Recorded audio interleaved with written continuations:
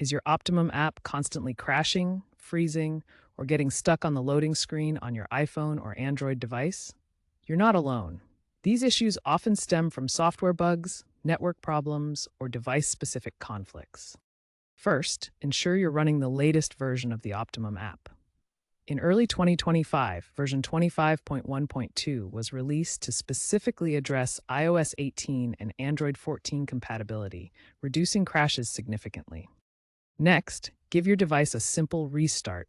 This clears temporary glitches and memory leaks that can cause instability. For Android devices, check reset settings as shown. Also, verify your internet connection is stable. A minimum of 10 megabit is recommended for smooth streaming. Poor Wi-Fi is a common culprit.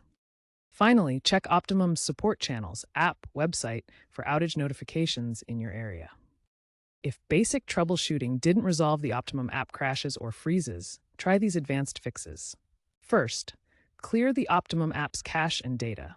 This removes corrupted files that could be causing the issues. Navigate to your device's settings, find the Optimum app, and select Clear Cache or Clear Data. For iPhone users, force quit the app to completely reset it. Swipe up from the bottom of the screen and hold to access the app switcher. Then swipe up on the Optimum app to close it. As a last resort, reinstalling the app can provide a fresh start. Uninstall the Optimum app from your device, then reinstall it from the App Store or Play Store. To prevent future crashes, always keep your device's operating system and the Optimum app updated. Outdated software often conflicts with Optimum's backend systems. For Android users, check battery optimization settings.